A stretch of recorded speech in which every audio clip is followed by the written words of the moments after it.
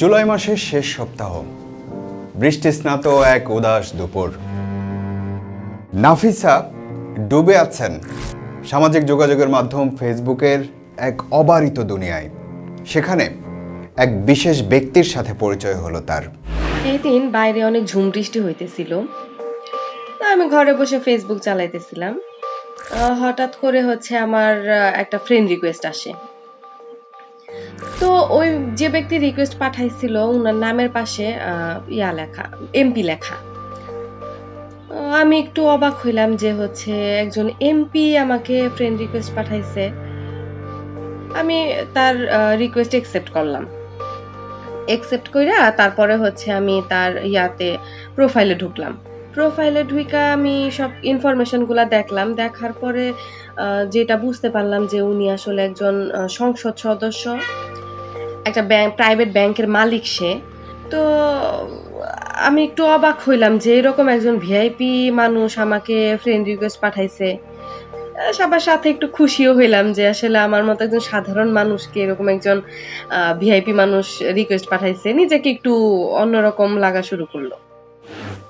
সম্পর্ক কোনো না কোনো সময় কোনো না কোনোভাবে কাজে লাগেই। এই সম্পর্ক কাজে লাগলো। এর কিছুদিন পর সে আমাকে মেসেঞ্জারে নক দিল, হাই লিখে মেসেজ পাঠাইলো।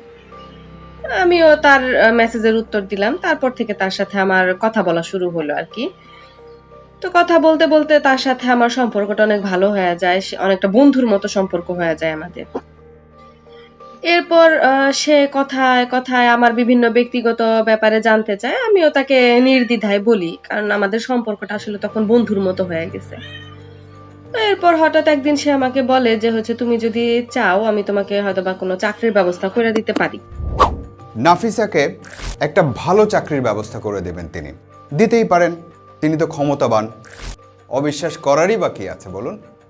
তো উনি বললো যে তাহলে একটা বায়োডাটা রেডি করো। আমি বায়োডাটা রেডি করে তাকে বললাম যে রেডি। নাফিসা বেশ খুশি। চাকরির জন্য সে তার জীবন বৃত্তান্ত তৈরি করছে।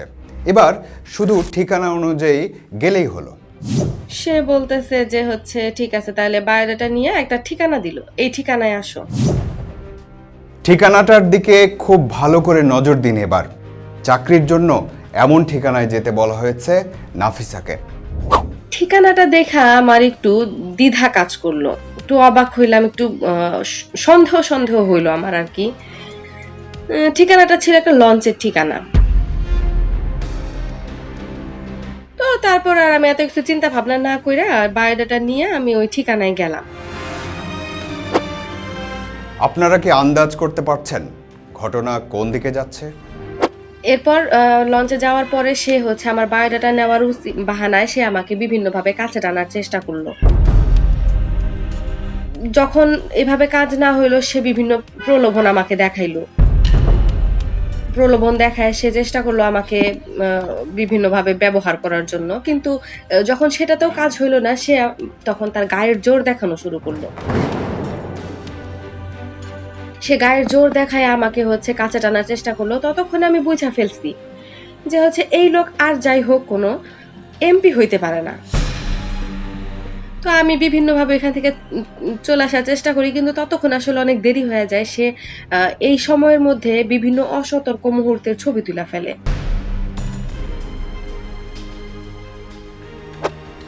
নাফিসা যখন লোকটির পরিচয়ের গোমর ধরে ফেলে এবং তার আসল পরিচয় জানতে চায়, তখন লোকটি কি করতে পারে? বের হয়ে চলে আসার পরে আমি তার সাথে সব ধরনের যোগাযোগ বন্ধ করে দিই। বন্ধ করে দেওয়ার পর সে আমার উপর খুব ক্ষুব্ধ হয়ে যায়।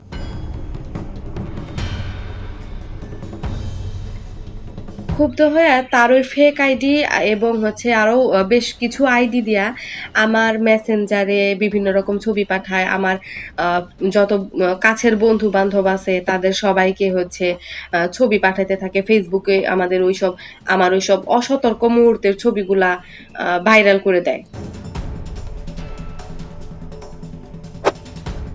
আশেপাশে যাবার সব পথ বন্ধ নাফিসার।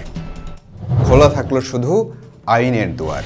এখন সাইবার ওয়ার্ল্ডে হরহামেশা দেখা যাচ্ছে যে বিভিন্ন লোকের নামে বিভিন্ন ধরনের ফেসবুক আইডি খোলা হচ্ছে। বিভিন্ন সেলিব্রিটি, বিভিন্ন রাজনৈতিক ব্যক্তিত্ব বা বিভিন্ন ব্যবসায়ী তাদের নামে এই আইডিগুলো খোলা হয়ে থাকে এবং আইডিগুলো খুলে তারা বিভিন্ন সহজ সরল মানুষের সাথে চ্যাট করা শুরু করে, বন্ধু হয়ে চ্যাট করা শুরু করে এবং কোনো এক পর্যায়ে তাদেরকে বিভিন্ন প্রলোভন দেখায়।